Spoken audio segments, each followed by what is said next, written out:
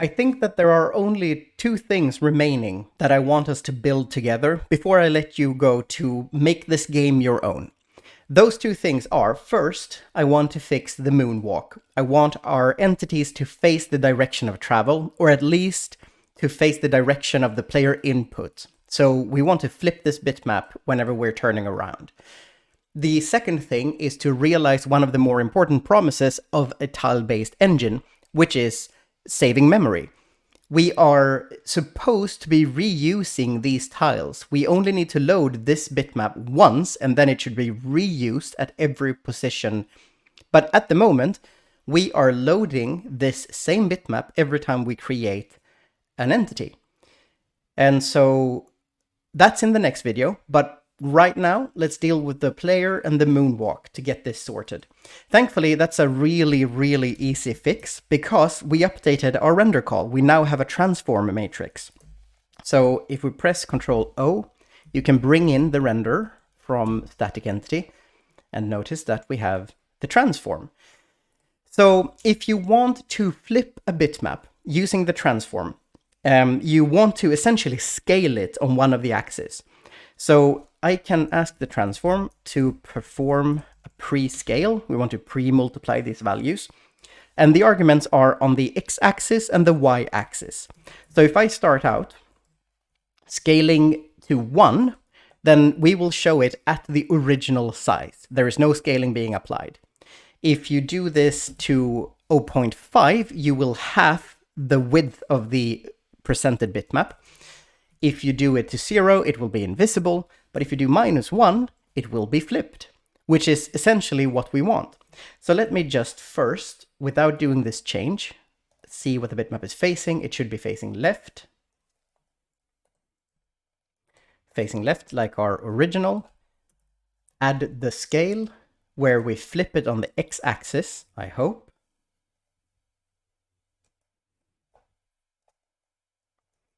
And relaunch. Yes. You'll notice two things. We're facing to the right, but we've also moved. The player is positioned in the center of this stage. I'm pretty sure of it.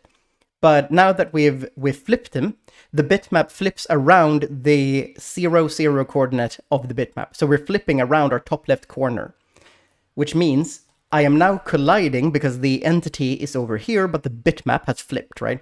If I go to the other way, the visuals, this is broken. And so once we have flipped, we need to sort of move the bitmap back to cover the entity properly. But let's start with organizing the facing. We know that -1 is the opposite of our default. We need to flip to get to, I think, the right side. So let's create two constants so we can name these values so we don't get confused. Left is the original, so that's 1.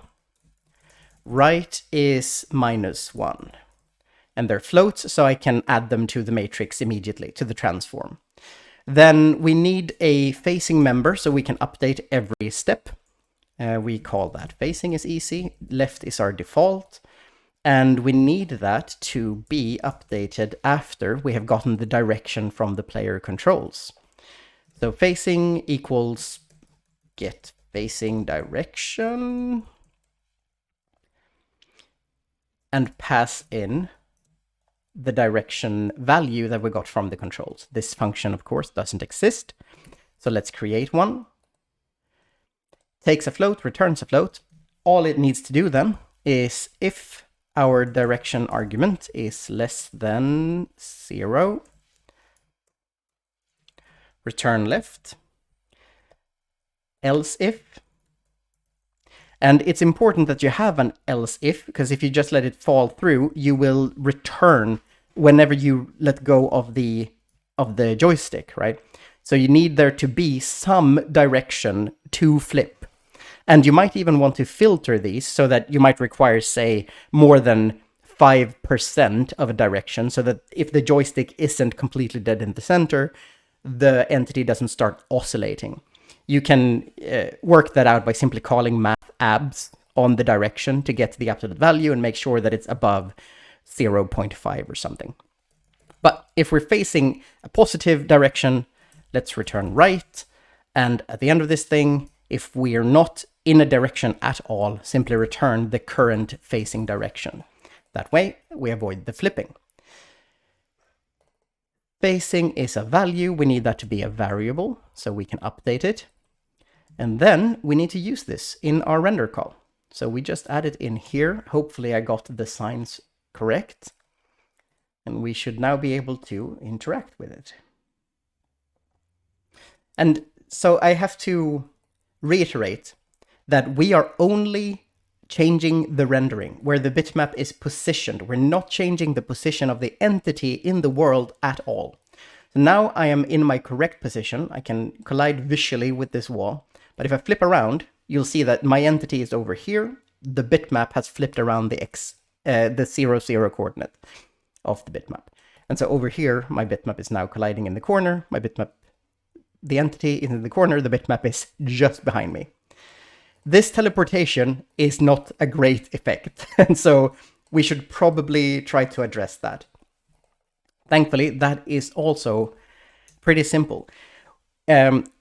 We teleport when we face to the right, because that's our non-default position direction. So if we're facing right, we need to move the bitmap back a bit, and that offset is our width. So we ask the engine for world to screen on the x-axis of our own width, and then we ask the transform to provide a post-translation using that offset and no offset on the y-axis. This should now move us back with our own width as a distance. Well, our width is like a meter, but the offset is now calculated using pixels, yada, yada, yada.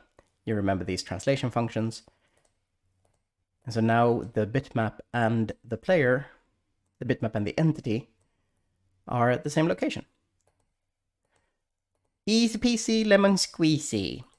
Again, you might want to filter the inputs to make sure you don't, you're not quite this binary. So you can require, we are binary right now, we only have button input. But once you get into, say, sensors in particular, like if you're using the accelerometer to lean the device to control the player, you want to make sure that you get enough of an input to warrant changing the direction. The player has to actually be moving in that direction, I think, to visually give the correct representation.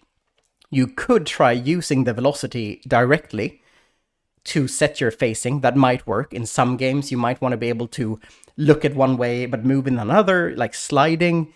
It's up to you, your game design, your art style. Play around with this stuff. I mean, the function is super simple, so just make it do whatever you feel works best for your game.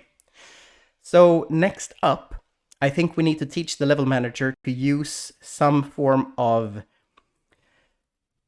bitmap. Actually, it's not the level manager. It is even the entity hierarchy is doing this loading stuff. Let me see. The entity is not doing it. It's the static entity. We need this call to not be quite so naive. Because at the moment, like I said, we are loading the same sprites over and over and over again, and we really shouldn't. We should have a lookup to see if it has been loaded and just reuse the same bitmap. In the next video, we'll deal with that, and then I think it's time for you to go to work on your own game. See ya.